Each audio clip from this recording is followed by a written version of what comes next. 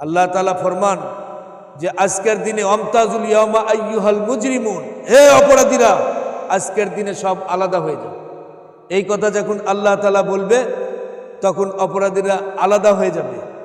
সাথে সাথে আল্লাহ তাআলা যখন বলবেন আল ইয়াউমা নাখতিমু আলা আফওয়াহিহিম ওয়া তুকাল্লিমুনা আইদিহিম, আজকের দিনে অপরাধী নিরপরাধী সকলের মুখ বন্ধ করে দেওয়া হলো। এইটা মুখ বন্ধ করার সাথে সাথে টেপলার লাগা দিবে বা পিন মারি দিবে এমন না। এই শব্দ আসার সাথে সাথে মুখ কিন্তু সবারই আছে, আর কথা বলতে পারবে না। এখন কথা বলতে না পারলে তাহলে সাক্ষ্য কেমনে নিবে?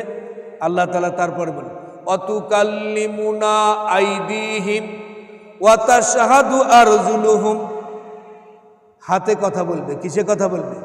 হাতে কথা বলবে, আর সাক্ষ্য দিবে পা। কথা বলবে হাত, সাক্ষ্য দিবে কে? কথা বলে না। কথা বলবে হাত, সাক্ষ্য দিবে কে? পা। আমি আশ্চর্য হয়ে গেলাম, একজন অন্ধ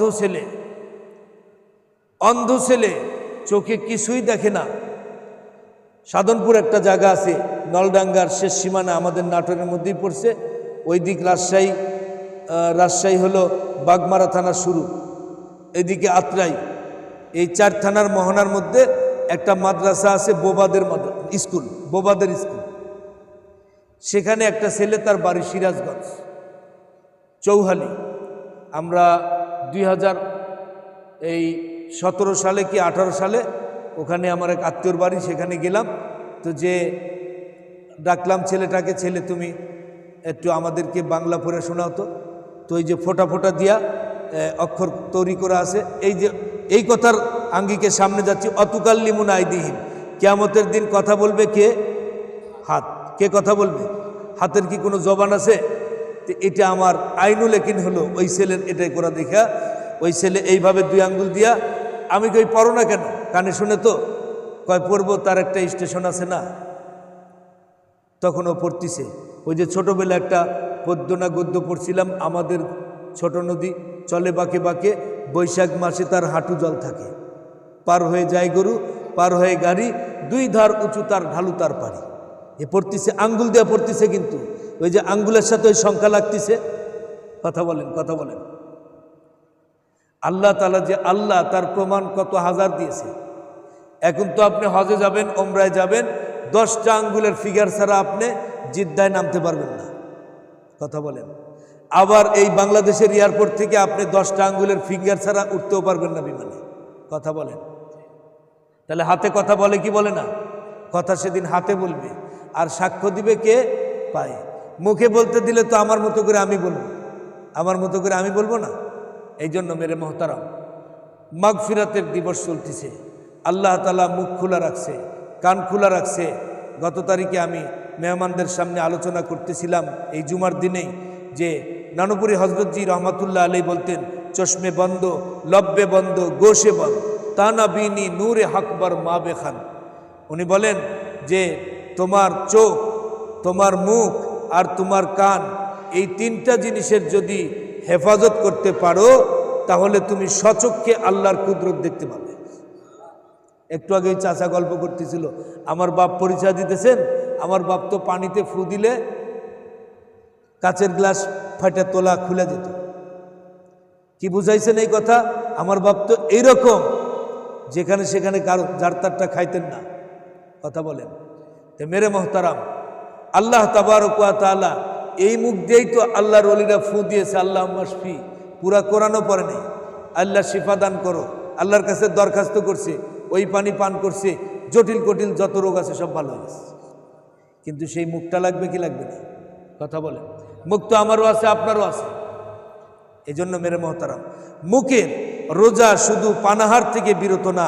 আগের কথা আমি ফিরে আসছি, রোজা শুধু পানাহার থেকে বিরত থাকলে হবে না। রোজা জোবানের রোজা আছে, চোখের রোজা আছে, কানের রোজা আছে। এখন তো নাউজুবিল্লাহ, আজ থেকে কয়েক বছর আগেও দেখছি, এই যে রমজানের 1 মাস ব্যাপী রাখলাম রোজা, আর ঈদের রাত্রি থেকে শুরু করে, ঈদের রাত যদি বৃহস্পতিবার হয়, বৃহস্পতিবার, শুক্রবার, যেই দিনই হোক, পরের শুক্রবার পর্যন্ত 8 দিন পর্যন্ত রোড প্লেস মাদ্রাসা সমস্ত ছাত্র শিক্ষক সব ছুটি চলে যায়। আমি এখানে চেয়ার পাতে বসি বা যে কোনো জায়গায় বসলে দেখি রোডের মধ্যে যে গাড়িগুলো চলতেছে, এই গাড়িগুলোর মধ্যে, টেম্পুর মধ্যে বা বিভিন্ন গাড়ির মধ্যে ওই যে শয়তানের বক্স, এইটার উপরে চড়ে বড় গাড়ির ছাদের মধ্যে, নিচে তো গান চলতিছে, উপরে বক্স বাজতিছে, সেই বক্সের আওয়াজ আর বাজনা তো চলতিছে, আবার বক্সের গায়ে থাবা দিয়েও বাজনা চালাইতেছে। আরে মোহতারাম, কথাটা শুনতে খারাপ লাগবে, মাসব্যাপী মুসলমান রাখলো রোজা আর ঈদের রাত থেকে এক সপ্তাহ পর্যন্ত করে পূজা। কথাটা খারাপ বললাম কেন? পূজা, হিন্দুদের যত সাংস্কৃতিক ধর্মীয় যত অনুষ্ঠান আছে সবগুলাতে বাদ্যযন্ত্র বাজায়। কথা বলেন, আমাদের তিন দিক হলো ভারত। আমাদের তিন দিক কি? ভারত। ভারত তিন দিক হওয়ার কারণে ভারতের সমস্ত শিষ্টাচার আমরা ধরে নিয়েছি। হিন্দি এমন এমন গান বাজনার তালে তালে আপনি শুনতেছেন আর বলতেছেন, যা মুখ দিয়া উচ্চারণ করা মাত্রই আপনি আল্লাহর চিরতরের দুশ্মন হয়ে যাবেন।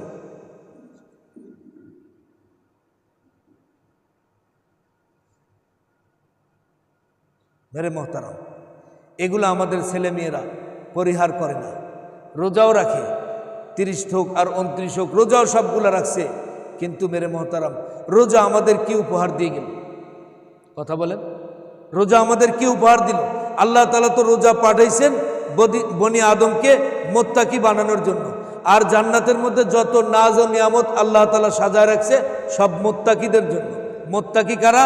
যারা আল্লাহকে ভয় করে। ওই যে শুরুতে বললাম যে ইফতারিকে সামনে রেখেও ইফতারি করে না। 1 মিনিট বাকি আছে, আবার আরেকজন বলছেন, না রে এখনো ওই মসজিদের আজান শুনি নাই, আর 1 মিনিট যাক না। কথা বলেন কেন? 1 সেকেন্ড আগে যদি আমি ইফতার করে ফেলি রোজা নষ্ট হয়ে যাবে। এটা একমাত্র শুধুমাত্র আল্লাহর ভয়ে। কথা বলেন, তো আল্লাহর ভয়ে যখন আমি পানাহার থেকে বিরত থাকছি, তাহলে জবানটাকে যদি বিরত রাখতে পারি, চোখটাকে যদি বিরত রাখতে পারি, কানটাকে যদি বিরত রাখতে পারি, কানের একটা শোনা শব্দর দ্বারায় আপনার সারা জীবন নষ্ট হয়ে যেতে পারে। চোখের একটা দেখার দ্বারায় আপনার সারা জীবনের বন্দেগী নষ্ট হয়ে যেতে পারে। মুখের একটা ভাষা বলার কারণে, একটা জবান ব্যবহার করার কারণে সারা জিন্দেগির আপনার সব আমল নষ্ট হয়ে যেতে পারে। কথা বলে, আবার মুখের সঠিক ব্যবহার করার কারণে রমজান মাস আসছে, আপনি বসে বসে কোরআন তিলাওয়াত করেন, সব পাবেন কি পাবেন না? হ্যাঁ, চোখের একটা দেখার কারণে আব্বা আম্মা বেঁচে আছে। রমজানের ফাজাইল সম্পর্কে বলা হয় যে আল্লাহর নবী এই সিঁড়িতে ওঠার সময় 3 ধাপে 3 বার আল্লাহুম্মা আমিন বললেন। সাহাবীরা জিজ্ঞাসা করলেন, ইয়া রাসূলুল্লাহ, অন্য জুমায় তো আপনি এরকম করেন না, আজকে 3 বার আমিন বললেন, কি যেন একটা দোয়ার উপরে একটু বলেন। তো আল্লাহর হাবিব বললেন, আমি প্রথম সিঁড়িতে পা রাখতে গিয়ে তখন ফেরেশতা জিবরাইল আমাকে বললেন, আপনার ওই উম্মত ধ্বংস হোক যে রোজা পায়ে গুনাহ মাফ করতে পারল না। আমি আজকের আলোচনা গুনাহ মাফের উপরে রাখছি কিনা? ফাকুলতু আস্তাগফিরু রাব্বাকুম ইন্নাহু কানা গফফারা। আল্লাহ বলেন, রাসূল বলেন, কুল, আল্লাহ তাআলা রাসূলকে বলতেছেন, রাসূল আপনি বলুন, ইস্তাগফিরু রাব্বাকুম, তোমরা তোমাদের রবের সমীপে আত্মসমর্পণ করো, ইন্নাহু কানা গফফারা। আল্লাহ, রমজানের আগে পানাহার করছি না, শুধু অন্যায় করছি, 2 হাতে অন্যায় করছি, 2 পায়ে অন্যায় করছি, যত অপরাধ করছি আল্লাহ সব অপরাধের তরে ক্ষমা চাইতেছি। আল্লাহ, ক্ষমার দিন চলতেছে, মাগফিরাতের দিন চলতেছে, আল্লাহ ক্ষমা করে দেন। ক্ষমার মতো ডাকার মতো ডাকলে খোদা শুনবে কি শুনবে না? কিন্তু প্রতিকারও আছে, সেটা আগামী জুমায় বলব। কি করলে আপনার ক্ষমাগুলার প্রতিকার হবে? হ্যাঁ, 5টা গুনাহ এরকম আছে যেই গুনাহ আপনার একটা আমল নামায় থাকলে হাসরের ময়দানে উঠতে দেরি, উঠা মাত্রই সৌকান করে ফেরেশতা দিয়ে আপনাকে হাসর ময়দান থেকে ভাগায় নিয়ে জাহান্নামের দিকে নিয়ে যাবে। 1 নম্বর হলো মুমিনুল খমর। দুনিয়াতে যারা নেশা করত, নেশা তো এখন শুধু এই বোতলের মধ্যেই নেয় না, নেশা তো ইঞ্জেকশন দিয়েও নেয়। মেরে মোহতারাম, যারা পান খান তাদেরকে আমি করজোরে আরজ করব, নিশাখোর এটার একটা ডিফেন্স আমি এখানে দিতে, তাদের ব্যাপারে একটা সংজ্ঞা আমি দিতেছি। নিশা কাকে বলা হয়, খমর কাকে বলা হয়? যেটা ছাড়া সে থাকতে পারে না, যেটা ছাড়া সে ঠিকই রোজা রাখছে। দেখেন খেয়াল করে, পানখোর যে সিগারেট যে খায় ঠিকই রোজা রাখছে, শুভে সাদেকের পূর্ব মুহূর্ত থেকে একেবারে সূর্য অস্ত যাওয়া পর্যন্ত পানাহার থেকে বিরত ছিল, কিন্তু ইফতারির মুহূর্তে আমরা 20 মিনিটের একটা ব্রেক দিয়েছি না? ইফতারি যদি 13তে হয় তাহলে আমরা 33-এ যায় কি পড়তেছি? নামাজ পড়তেছি, 20 মিনিটের বিরতি দিছি। দেখবেন যারা অরিজিনাল খোর পানখোর বা সিগারেটখোর, এরা দেখবেন সারা দিনের না খাওয়াতে ইফতারি শরবত মুখে দিছে কি না, ইফতারি পেটে গেছে কি না, পান আসরের পর থেকেই রেডি করে রাখছে। মানে মাগরিবের নামাজের এই 20 মিনিটের মধ্যে 3 খিলি শেষ করে অজুখানার মধ্যে কুলি করে 1 রাকাত 2 রাকাত পালো না পালো না, এর মধ্যে 3 খিলি শেষ করতে পারে, বুঝবেন যে এটা 1 নাম্বার খোর। সিগারেটওয়ালা বিড়িওয়ালা বুঝবেন রোজা রাখছে ঠিক আছে, কিন্তু আর নিশা কাটে নাই। এইটুক টাইমের এই 20 মিনিটের মধ্যে 3টা শোলা শেষ করে 4র্থটাত লাগাইতেছে, একটার সাথে ম্যাচ লাইট লাগায় না, একটার থেকে আরেকটাত লাগায়, এইভাবে করে তারপরে যা মাগরিবের নামাজে অ্যাটেন্ড করতেছে, বুঝবেন যে এ হলো পুরা নিশাখোর। বলে একেও আল্লাহ তাআলা ক্ষমা চাইলে আল্লাহ মাফ করবেন। কথা বলেন। 2 নাম্বার হলো মাতা পিতার অবাধ্য সন্তান। মাতা পিতা যদি মারা যায় থাকে তাহলে কি আপনার ক্ষমা পাওয়ার পথ নাই? অবশ্যই আল্লাহ তাআলা সব কিছুর বিকল্প রাখছে, এটাও আল্লাহ তাআলা মাফ করবেন, এটাও আল্লাহ তাআলা মাফ করবেন।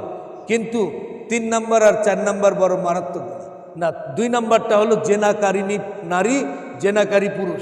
এই কাম তো পুরুষ মহিলাই করে, মানুষই তো করে। এইটাও তওবা করলে আল্লাহ তাআলা মাফ করবেন।